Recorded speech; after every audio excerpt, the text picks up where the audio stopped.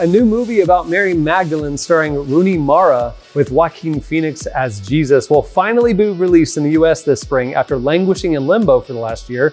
We'll give you a first look coming up. Also, it's the end of an era. Christian retail chain Lifeway announcing they're shuttering all of their stores. But where will we get our Thomas Kincaid paintings now? We'll have the details ahead. This is Relevant Daily. Relevant Daily.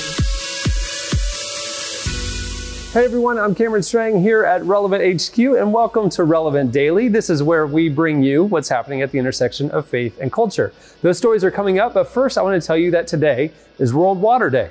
And this episode is brought to you by World Vision's Global 6K for Water. It's a one-day event where people from all over the world walk and run 6K, not 5, in their own neighborhoods to bring lasting clean water to children in need. The event takes place on May 4th, and you can join in and make a difference. It's a great cause. The entire Relevant team is participating, and we'd love for you to join us. Learn more about how you can get involved and sign up today at worldvision6k.org. Okay, to tell us about those stories, please welcome our very own Tyler Huckabee. Hey, everybody. All right, Tyler, so tell me about this movie about Mary Magdalene. Well, it's had kind of an interesting journey. So the movie actually the story starts back in 2016. That's when Mary Magdalene was completed. It was directed by Garth Davis, who's just coming off of the very successful movie Lion. It stars Rooney Mara as the title character, and like you said, Joaquin Phoenix as Jesus. And it was bought and prepared to be distributed here in the States by a company called the Weinstein Company. And that's where things sort of went awry, because as you remember, this was right before the big expose in the New Yorker and the New York Times came out, and Harvey Weinstein went down and his company went down along with him. And so that movie, which was being prepped for an Easter of 2018 release, kind of existed in limbo for a long time, although it did see release in a few international markets. But then, just a couple of weeks ago, IFC bought the rights to it, and now it's going to be released here in the States for the first time just around the corner, April 12th. April 12th, okay. What is unique about this movie other than the casting? So the casting is interesting in and of itself, but I do think that this is what, if not the first, and one of the first times that we're getting the story of Jesus through the lens of a woman, in this case, Mary Magdalene. The movie will apparently focus on her role as sort of the woman disciple, or in the theological parlance, the apostle to the apostles. And it'll take the position that she was sort of radicalized by Jesus, this young, very enticing leader of a new religious movement in Israel, and she fell under his sway.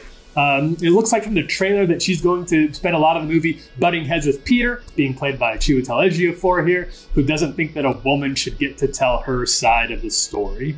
So it's taking a little bit of license with the biblical narrative, huh?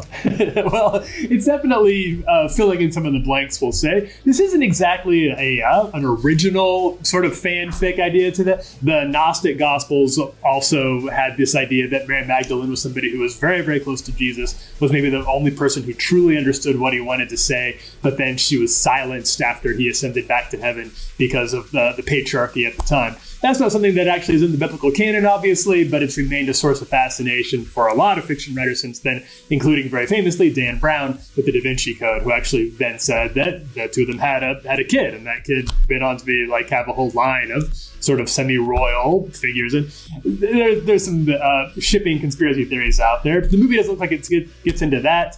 It sounds like, if nothing else, it'll be at least interesting to see what they tried to do here.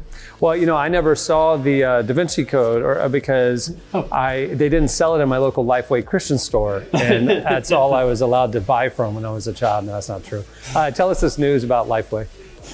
Well, yeah, end of an era. Lifeway has announced that they are going to be shutting down all 170 of their remaining brick and mortar stores, and they are going to be going entirely online by the end of the year, by the end of 2019. So this comes just a year after, obviously, Family Christian shut down all of their stores. It's been kind of interesting to watch the chatter online about this. A number of authors have come out with takes about how this is just a sign that Lifeway has paid the price for not being more inclusive in the voices that they've allowed in. Obviously, they would come under fire occasionally for some Christian books that they wouldn't sell, like in your case, the Da Vinci Code, but also other books that they were able to get elsewhere. That's one possible take, but it's also just true, Cameron, that a lot of bookstores are hurting right now because of Amazon. There's a crunch on brick and mortars. So there may be a few contributing factors here as to what led them to shut down, but Lifeway does say that their digital market is actually doing quite well. Yeah, I think there's a few things at play. I don't think it's that they were too, exclusive or whatever. I mean, Relevant was banned from Lifeway since our first issue. We were too secular and still are. Although, ironically, some of our books, when we published books as Relevant books 10 years ago, 15 years ago, they were carried in Lifeway. It was very, very strange. No magazine, but if it's in book form, no problem. Yeah, it was strange. But no, I think it's more the latter, obviously. I mean, when was the last time you stepped foot in a Christian bookstore? If there's something you want, a new Bible or anything like that, you can buy it online. And it's not just Christian bookstores or bookstores in general. It's all retail is struggling right now to adapt to the digital economy. So, well, as you know, Lifeway is obviously based out of right here, downtown Nashville. And what you may not know is that they have a very beautiful building downtown, and it is being taken over by Amazon as a new distribution center. So probably some sort of metaphor baked in there if anybody wanted to run with that. Well, did you see last year when they had to implode their old headquarters there in Nashville? Yeah, it's like that went around the internet, kind of like old institutions are crumbling. All right, well, thanks, Tyler. There's a lot more happening today, and we don't want you to miss a thing. Make sure to follow Relevant on social media. We're on Twitter @Relevant, on Facebook, and make sure to check out the homepage at relevantmagazine.com for all of our latest content. And don't forget to tune in to Relevant Daily every weekday, wherever you're watching us right now. And if you miss an episode, don't forget, we're also an audio podcast. Just search for Relevant Daily wherever you get your podcasts. Well, thanks for watching, everyone. We'll see you next time here on Relevant Daily. Relevant Daily.